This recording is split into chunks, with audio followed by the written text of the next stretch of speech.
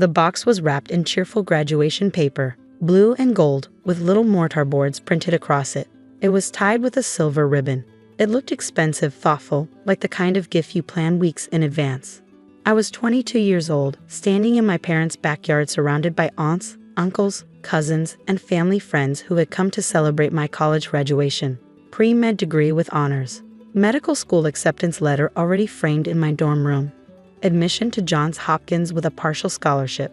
4 years of brutal organic chemistry, physics, biology labs, volunteering at hospitals, and studying until 3 in the morning. All of it culminating in this moment.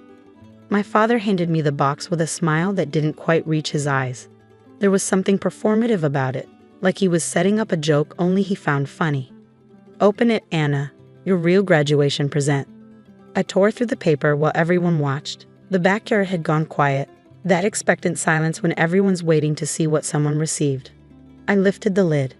Inside was a collection of cleaning supplies, spray bottles with bright yellow labels, microfiber rags in multiple colors, rubber gloves in size medium, a small mop head still wrapped in plastic, a scrub brush, and a bottle of industrial-strength floor cleaner. The scent of artificial lemon wafted up, sharp and chemical. The backyard went completely silent. "Start practicing," my father said loudly enough for everyone to hear. "This is your career, your real career." "David," my mother said softly, "that's not funny." "I'm not joking. Medical school is expensive. She'll last 1 semester before she drops out. Better she learns a practical skill now. Cleaning is honest work." My Uncle Thomas laughed nervously. "Come on, David, that's harsh, even for you. I'm being realistic. Anna's not doctor material. Too emotional. Not tough enough. She thinks she can handle medical school because she got good grades, but college isn't real life." I stood there holding a spray bottle in one hand and a rag in the other while my extended family watched my humiliation. "Medical school costs $200,000, my father continued.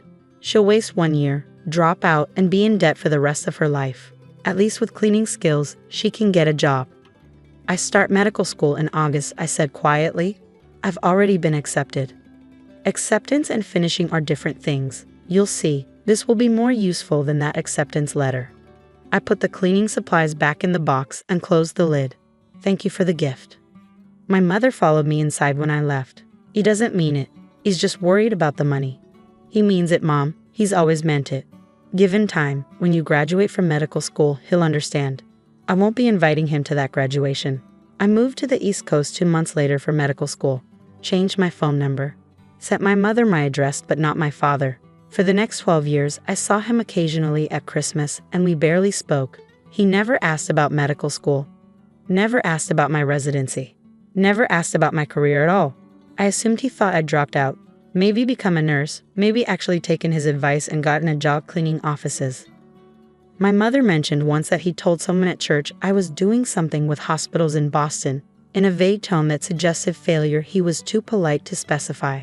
I didn't correct him. I was too busy becoming a doctor. Medical school was brutal in ways my father had never imagined. 100-hour weeks learning anatomy, pharmacology, and pathology. Memorizing every bone, every nerve pathway, every drug interaction. Constant exams where one wrong answer could mean the difference between passing and failing out. The pressure of knowing that mistakes in this field cost lives, not just grades.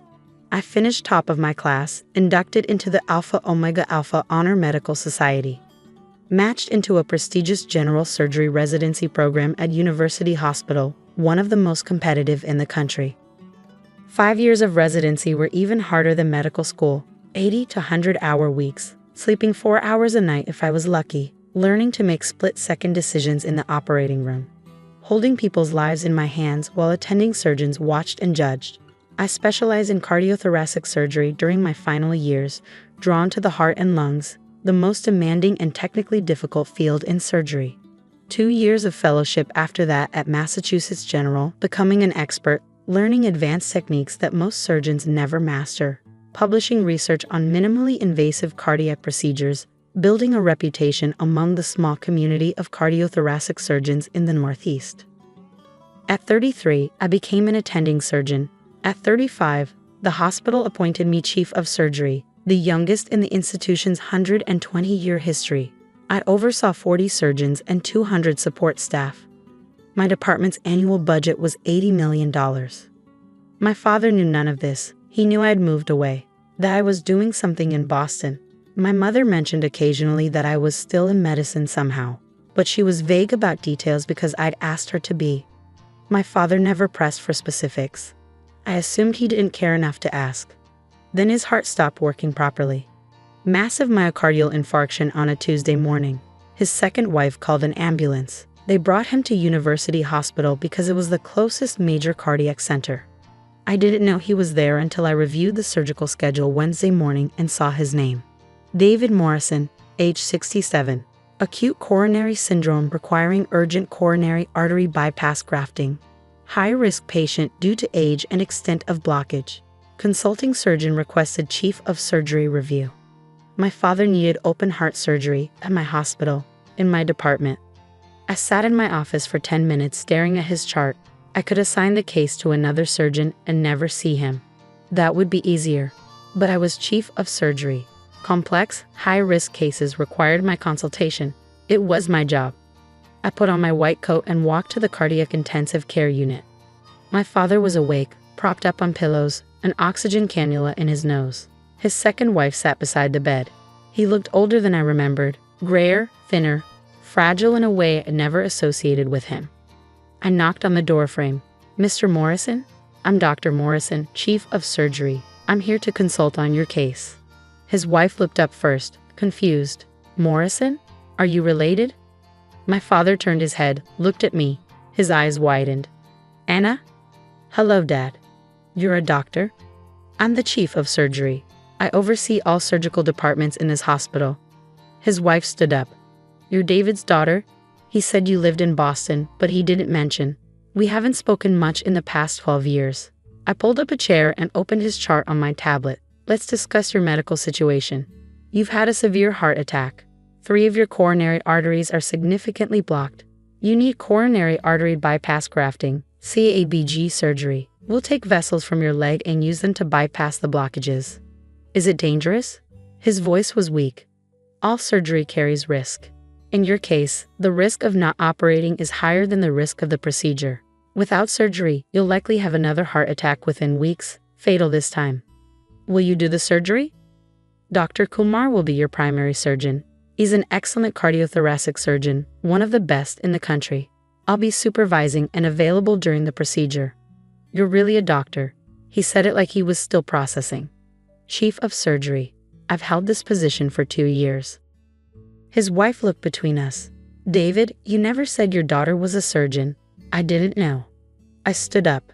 "Someone from Dr. Kumar's team will be by this afternoon to explain the procedure in detail. Surgery is scheduled for tomorrow morning. Do you have any questions?" "How did this happen?" "Medical school, surgery, Chief of Surgery. You're 35 years old." 35 and 3 months. I graduated medical school at 26, finished residency at 31. Fellowship at 33. I've published 23 papers and received grants totaling $2.3 million for cardiac surgery research. My father stared at me. "I thought you dropped out." "You hoped I'd drop out. It would have proven you right." I checked my watch. "I have a meeting. Dr. Kumar will take excellent care of you." I left before he could say anything else. The surgery the next morning took 4 hours. I watched from the observation gallery. Dr. Kumar's hands were steady, his technique flawless. My father's heart stopped, then started again on bypass. The grafts went in cleanly. The heart resumed beating on its own. Textbook procedure. Recovery was slower. My father was older, his body struggling to heal. I checked on him during rounds because it was my job, not because I wanted to. Professional obligation overruled personal history. On the 3rd day post-op, I found him awake and alert. "Your recovery is progressing normally," I told him, reviewing his vitals. "We'll have you up walking today. Can we talk, not as doctor and patient, as father and daughter?" "We can talk as doctor and patient. That's the relationship we have."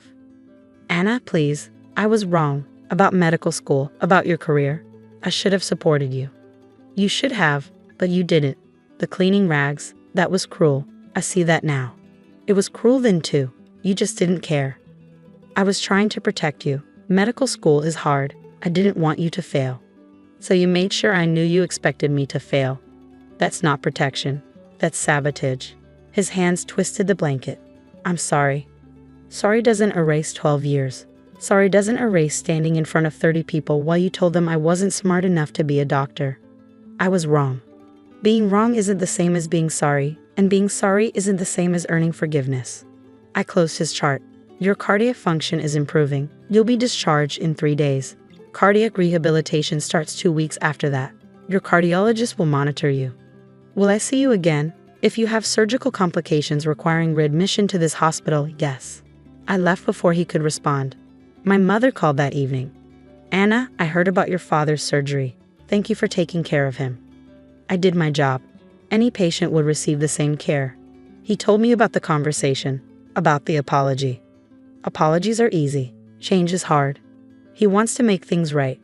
He's had 12 years to make things right. He never tried. Maybe almost dying changed his perspective. Maybe.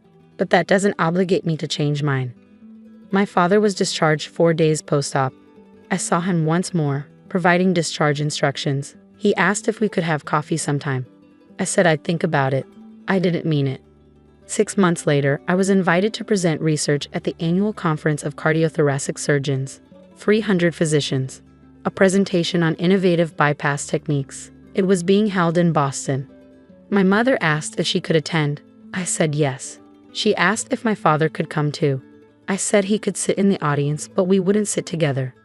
The presentation went well. Questions from colleagues, interest from other hospitals. Afterwards, there was a reception.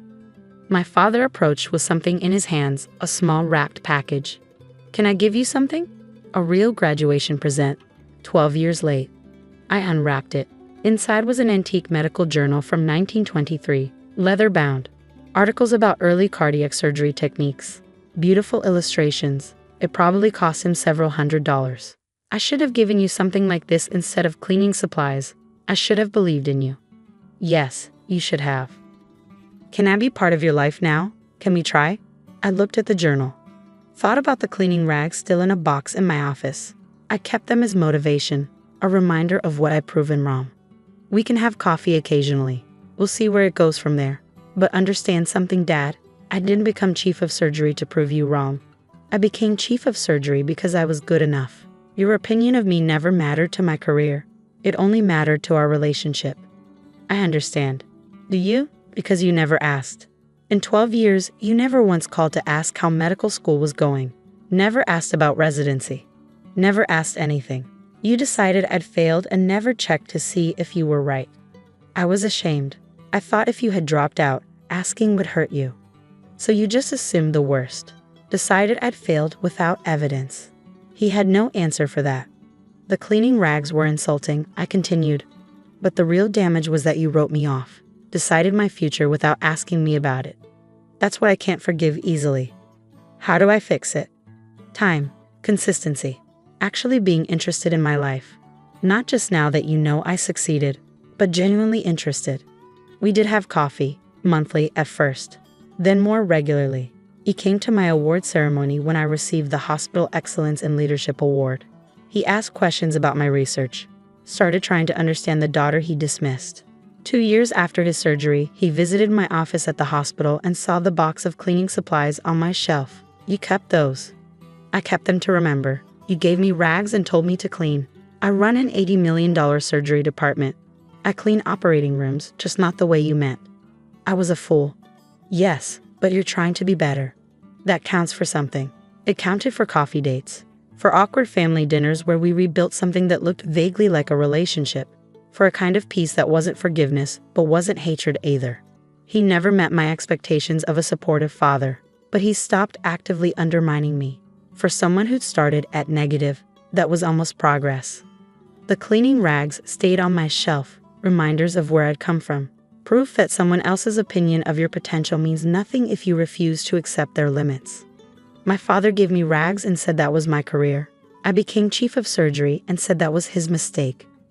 Both things were true. Only one of us was right.